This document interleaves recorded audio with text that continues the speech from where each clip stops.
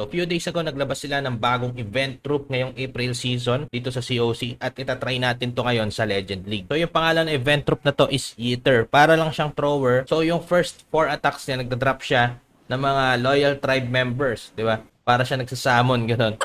So, napakaganda nitong event troop na to at gagamitin natin siya ngayon sa Legend Attack. So, ngayon, itry natin siya sa Town Hall 16. Itong Yeeter. So, simulan natin yung attack natin sa Royal Champion Charge gamit yung mga invisible spell para ma-funnel natin yung ating mga troops. So, sinimulan ko dito sa 9 o'clock gamit yung Skeleton Spell at saka yung Royal Champion. So, ang goal natin is makuha itong Monolith. So, right after natin makuha yung Monolith, doon tayo mag-spam ng ating mga troops dito sa Town Hall 16 na base na to. So, sa tingin ko napakaganda ring troops nitong Yeeter na to kasi bukod sa napakalaki ng HP niya, nagda-drop pa siya ng mga troops o yung parang mga tribe member na tinatawag. Tapos bukod sa malaking HP niya na 5,000, mabilis din yung movement speed nitong troops na to. So hanap tayo dito. So dito tayo sa 12 o'clock. Nag-drop ng ating mga troops gamit yung Siege Barracks at saka yung mga remaining troops natin. So right now, nagagamit ko na yung aking Barbarian King at yung aking Minion Prince naman yung upgrading ngayon. So medyo nanibago ako dito. Pero diretso lang natin tong attack. So ayan na yung mga Yeeter. May kita mo sila. Sobrang bilis ng movement speed nito. Tapos bukod sa malaking HP niya, maganda dito is yung napakalayo ng range niya. So halos yung mga gusto nating mga feature ng isang troops halos nandito na. So hindi man siya ganoon kasing lakas ng Royal Ghost kagaya ng November event troop o ng Halloween event troop, maganda rin itong new event troop na to. High HP, long range, tapos meron pa siya mga troop na sinasamon. Troop na trino-throw pala, di ba? So ayan, nakuha na natin yung Town Hall. May kita natin na parang easy lang maka 3-star once na ginamit natin tong troop na to. So kung yung mga minor defense kagaya ng Cannon, Archer Tower, 'di ba, yung Hidden Tesla, parang mahihirapan silang i-take itong mga troops na to. So may kita natin dito, meron pa ba tayo? Ayan, meron pa. And dahil yung feature kasi ngayon ng COC ngayong April 2025 is nasa WWE, kung makikita mo medyo masculine yung mga troops natin, di ba?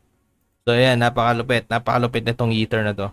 So try naman natin siya sa ibang attack. So right now, Town Hall 70 naman yung atakihin natin. Ganun ulit, Royal Champion Charge para may funnel natin yung Event Defense. Tapos right after nun, spam lang natin yung mga remaining troops. So kaya ako kumuha dito ng Root Rider para din makapasok yung ating mga troops para mabasag yung walls, tas yung ating mga Yeeter makapasok sila na mas maayos. Kahit mahaba yung range nito, kapag naharangan siya ng wall, yun lang ang consequence niya. Kapag naharangan siya ng wall, talagang medyo mababaliwala siya. So kailangan meron din tayong pambasag ng wall, either jump spell or either earthquake spell, lag launcher, pwede rin. Pwede rin naman natin gamitin yung Root Rider para makatulong siya mabasag yung mga wall. So dito naman, ang gamit ko naman dito is Troop Launcher, yung siege machine ko. So ayan, in-spam natin yung mga troops sa 12 o'clock kasama yung mga Yeeter. Ngayon may kita mo yung tinatapon nyo. Diba? Parang nagdadive lang. Parang nagdadive yung mga troops dito. So ayan.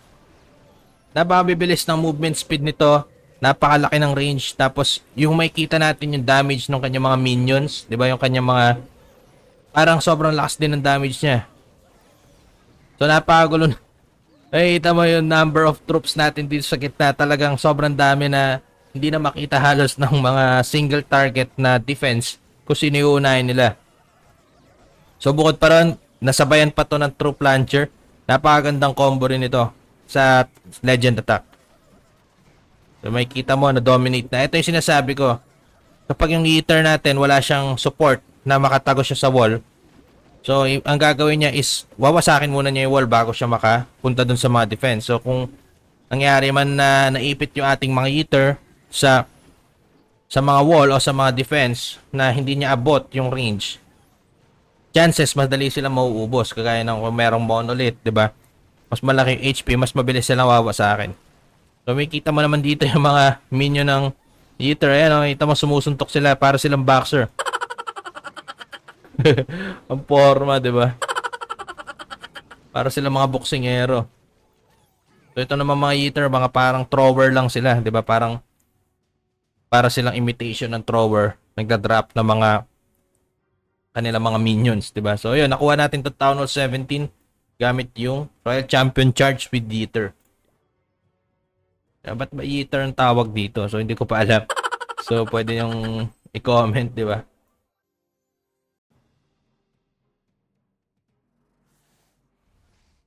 So ito Town Hall 16 naman, itong base na atakihin natin ng Eater. So Royal Champion Charge natin, siguro dito tayo kukuha sa ano. Dito tayo kukuha sa Monolith. Probably dito sa Monolith kasi katabi niyo yung Town Hall. Hopefully makuha natin to. And pag nakuha natin to, mas maganda, malaki yung benefits natin kapag nakapag-take tayo ng core defense sa isang base kapag ma-attack tayo, especially dito sa mga higher Town Hall level. So yan, ipasok natin yung ating Royal Champion. So once na nakuha natin tong Monolith, okay na. Kung makukuha natin yung Town Hall, much better. Pero dito sa case na to, lumiko na yung Royal Champion. So nagkamali ako dito ng paggamit ng Invisible Spell. So na-redirect siya, di ba? Na-redirect siya sa ibang... So ayan, lumabas na yung mga Clan Castle troops niya. So dito tayo pupunta sa... I guess dito ako siya gagawin sa 3 o'clock. So yung ating siege, yung ating troop launcher, ating mga Eater, tsaka mga hero. So ito na, spam lang ulit. Diba, parang spam attack lang yung ginagawa natin dito. So tinanggal ko na yung mga Valkyrie, pinalit ko na yung Eater, tapos nagbawas ako ng mga Root Rider kasi malaki yung housing space na kinakain nitong Eater. So may kita mo, nakakatawa pa dito, bukod sa Eater, itong Siege Machine. Siege Machine. Tama, Siege Machine. Itong Troop Launcher, may kita mo, ang layo, oh, may kita mo yung layo na tinatapon niya. Tapos yung huling troops na ilalabas niya dun sa troop barrel is yung laman mismo ng ating siege barracks. 'Di ba? Yung laman mismo ng ating siege machine. So yung mga Yeti, yung mga ni-request ko. So makikita mo, napakalakas, ang lakas ng damage talaga nitong Eater na to. So talaga hindi ka mabibitin sa range. Ang alam ko, mas malaki pa ang range nito compared sa Archer Queen. Kung hindi yung nagkakamali, makita natin dito, sobrang haba ng range niya.